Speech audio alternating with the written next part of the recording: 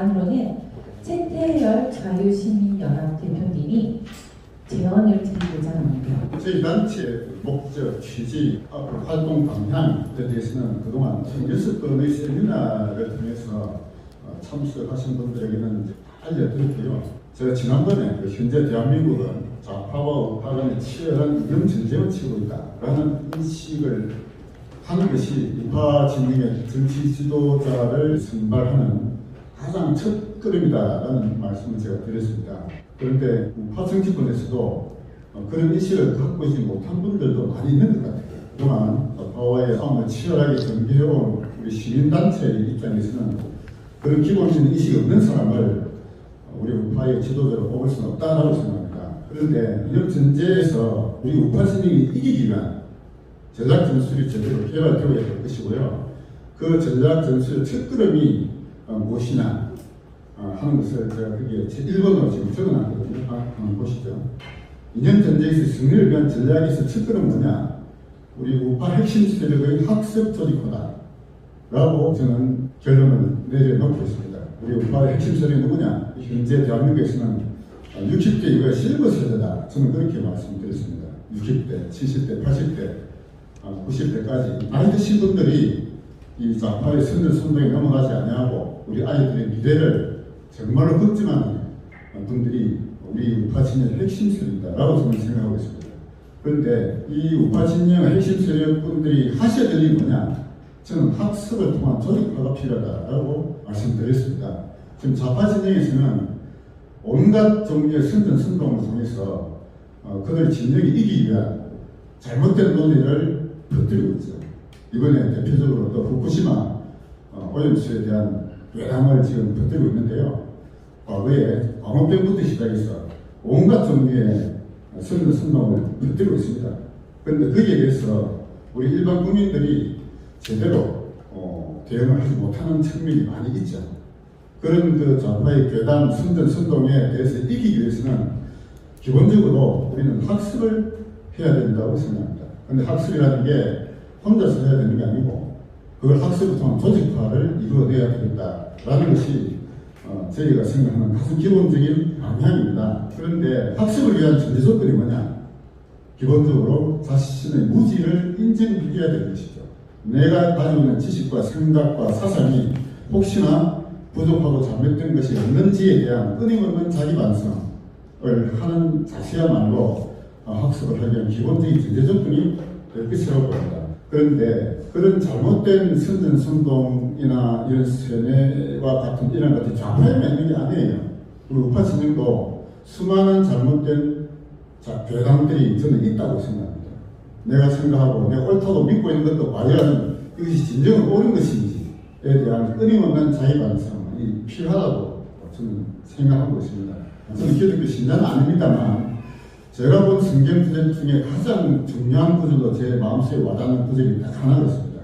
진리가 너희를 자유롭게 하리라 라는 구절이 있죠. 거기서 말하는 진리라는 것이 과연 무엇인지에 대해서도 물론 사람마다 해석이 다를 수 있겠습니다만 저는 기본적으로 사실에 기반한 진실, 이것이 진리를 구성하는 가장 기본적인 요소가 된다고 봅니다. 진실을 발견하기 위해서는 가장 강력한 것은 자기 개인이 가진 직접 경험이죠. 6.25를 겪은 우리 선배 세대는 공산주의가 얼마나 악독한 것인가를 몸으로 다 겪었죠. 그래서 그분들의 말씀을 듣다 보면은 정말로 공산주의가 얼마나 잘못된 이념인지 하는 것을 뼈저리게 느낄 수 있는데요.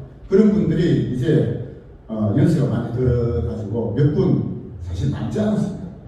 우리 젊은 세대들은 그 직접 겪어보지 못했기 때문에 유교에 대한 어떤 잘못된 인식을 가지고 있는 사람들도 많이 있는 것으로 알고 있습니다.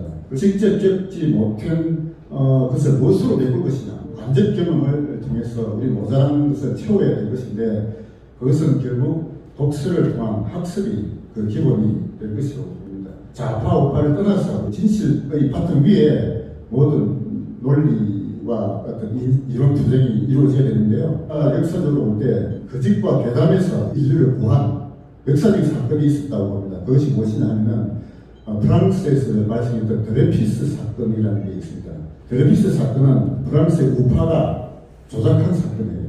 프랑스 군부와 프랑스 정부 그리고 우파 신문들 모두 들어서가지고 드레피스라는 유태인이 독일의 반칙이었다라는 엉터리 증거를 만들어가지고 드레피스를 감옥에 넣은 사건입니다. 그것을 에밀 졸라라는 작가가 진실에 바탕한 양심 선언을 하면서 드레피스 사건을 바로잡은 사건이 있었어요.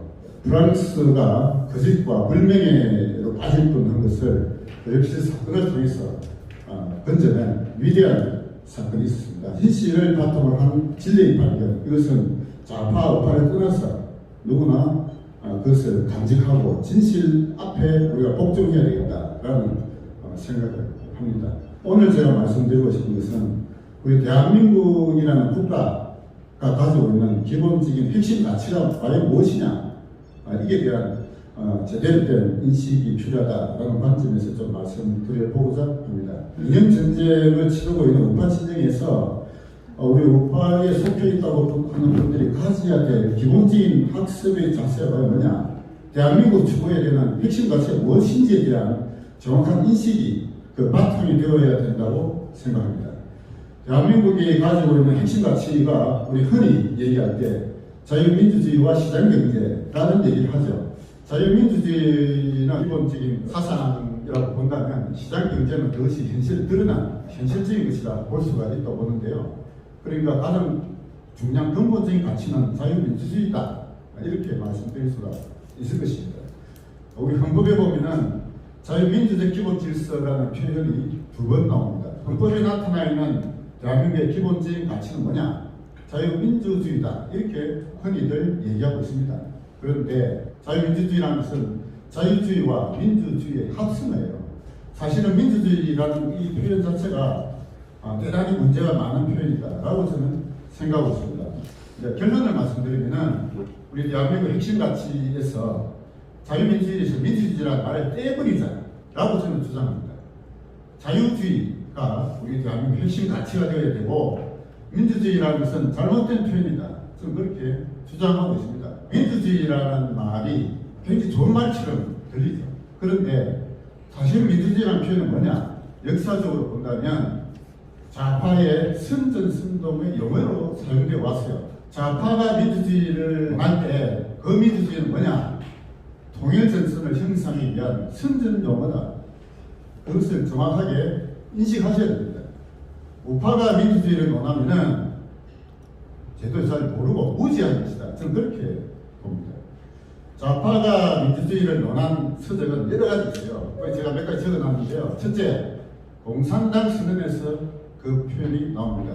마르크스와 엥겔스가 자본주의를 무너뜨리고 공산사회를 만들자 하면서 전복을 시키자는 아주 선전 문구가 사실 공산당 선언인데요. 공산당 선언에 보면은 그런 문구가 나와요. 공산혁명의 첫걸음이 뭐냐? 민주주의다라는 표현이 나옵니다. 그 다음에 공산주의 원칙들이라는 엥겔스가 공산당 선언하기 1년 전에 발표한 또 문구가 있습니다. 공산주의가 뭐냐 하고 엥겔스가 개설한 책자가 있어요. 그 책자에 보면은 공산혁명의 첫 단계가 민주주의 혁명이다라는 표현이 나와요. 민주주의 혁명, 이것은 좌파에게 있어서는 공산혁명으로 가기 위한 그 전 단계 통일전선을 형성하기 위한 선전 문구였던 것입니다. 그것이 마르크스와 엥겔스에서 이미 나타나 있습니다. 그리고 그거를 가장 극단적으로 표현한 인물이 있습니다. 누구냐? 모택동이에요. 모택동이 쓴 문구 중에 가장 유명한 것 중에 하나가 신민주주의론이라는 글이 있습니다. 이 글이 1940년에 모택동이 발표한 게 있어요. 여기에서 모택동은 가장 확실하게 구분하고 있습니다. 중국의 혁명, 중국의 사회주의 공산주의 혁명의 첫 단계가 뭐냐? 민주주의 혁명이라고 했어요. 민주주의 혁명이야말로 공산혁명을 가기 위한 첫 단계다. 그렇게 해서 그 단계를 넘으면은 그 다음에 사회주의 혁명이 온다라고 명백하게 구분 짓고 있는 겁니다. 좌파의 가장 유명한 마르크스, 엥겔스, 모택동 이런 인물들이 민주주의를 뭐라고 표현했느냐? 통일전선을 이루기 위한 선전 문구로 이미 처음부터 그들의 문구에 이미 남아 있습니다. 우리 대한민국도 그렇잖아요. 저희 좌파 진영에 민주화운동 했다고 하면서 좌파들이 온갖 역사를 왜곡하고 있는 게 핵심적인 용어로 쓰는 문구가 바로 민주화예요. 민주화운동. 이것을 했다면 아무도 거기에 대해서는 반론을 제기하지 못하는 분위기가 적혀 있습니다. 근데 우리 우파천정이 그거를 깨야 돼요. 그 민주화운동이라는 게 얼마나 양을 타듯이 늑대 같은 용어인지를 알아야 됩니다. 민주주의라는 표현을 이 번역이 잘못된 거예요. 원래 서양의 수많은 사상을 번역하는 것 다 주의라는 표현을 쓰는데 모든 주의에는 다 ISM, 이즘이 다 붙어 있어요. 근데 민주주의는 이즘이 아니에요. 민주주의 용어가 뭡니까? 데모크라시입니다. 데모크라시. 크라시는 이즘이 아니란 말이에요. 주의가 아니라는 뜻입니다. 주의라는 말은 뭐냐? 가치가 내포된 용어예요. 사회주의, 자본주의, 공산주의, 개인주의, 온갖 주의들을 원래 용어를 보면 전부 다 이즘이 다 붙어 있어요. 그런데 민주주의는 이즘이 아니라는 거예요. 데모크라시예요. 크라시. 크라시라는 말이 붙은 용어는 세 개입니다. 오토크라시, 아리스토크라시, 데모크라시 세 개예요. 오토크라시는 독재 정치, 아리스토크라시는 귀족 정치. 그러니까 데모크라시는 뭐라고 번역해야 되느냐? 대중 정치라고 번역했어요.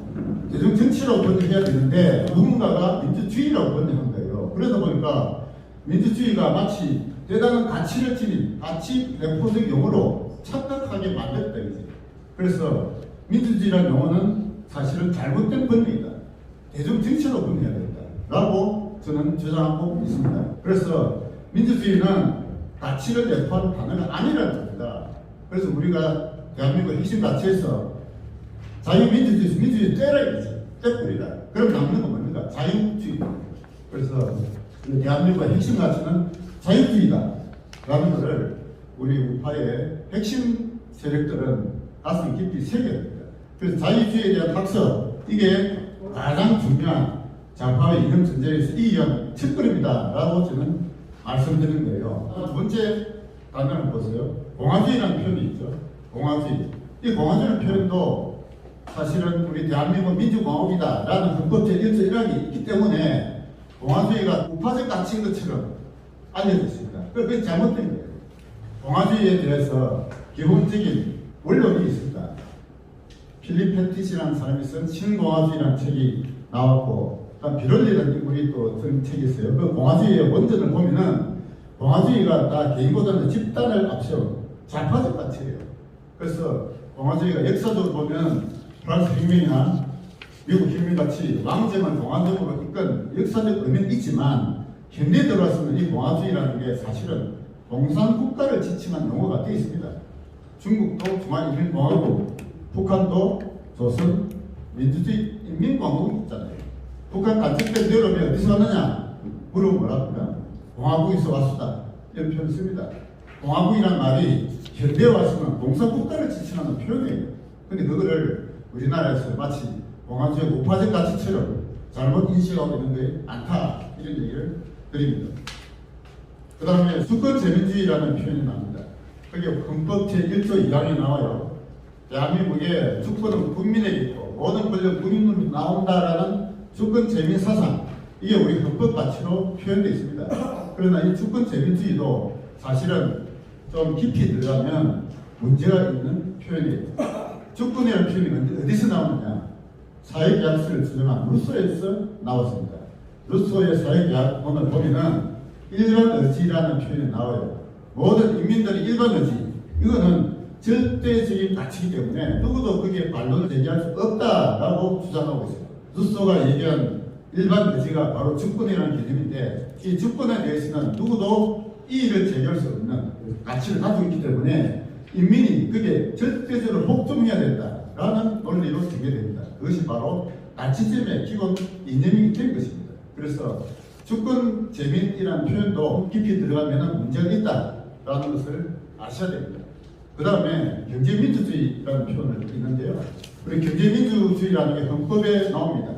87 헌법에 헌법 개정할 때 경제민주화라는 표현이 나오고, 이것이 김종인이가 도입해가지고 박근혜 대통령도 그 당시 선거 때 이걸 도입했어요. 그러나 이 경제민주주의라는 것도 대단히 잘못된 것입니다. 우리 우파친정 인사들도 경제민주화가 얼마나 잘못된 것인지 알아야 돼요. 경제민주주의가 뭐냐? 줄이가 얘기하면 1인 1표예요. 우리 기업을 운영하는 사장님도 한 표, 직원들도 한 표. 그래서 노동자 천국을 만들자는 게 경제민주주의의 핵심 내용이에요. 그래갖고는 나라가 제대로 끌어갈 수가 없습니다. 그래서 거기에 제가 시장민주주의라는 표현을 쓰는데요. 시장민주주의는 뭐냐? 1원 1표입니다. 1원 1표. 그것은 시장에서 소비자들이 기업들을 제대로 선택하는 것인데 이것이 시장민주주의가 제대로 된 올바른 민주주의다 이렇게 보시면 된다는 뜻입니다. 그 다음에 제가 보수주의라는 또 표현을 쓰는데요. 보수주의가 우리 다른 측면이나 또 보수주의 가치를 알리고 널리 전파하자 이런 취지를 가지고 있다고 제가 들었습니다만 조금 더 학습을 하셔야 된다라고 저는 보고 있습니다. 서구의 보수주의는 에드먼드 버크라는 인물이 1780년에 쓴 프랑스 혁명에 관한 성찰이라는 책에서 시작됐다라고 하고 있습니다.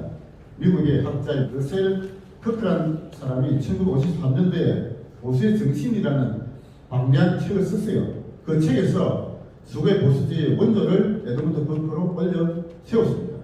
그런데 서구의 보수주의의 뿌리는 저는 종교개혁이라고 생각해요.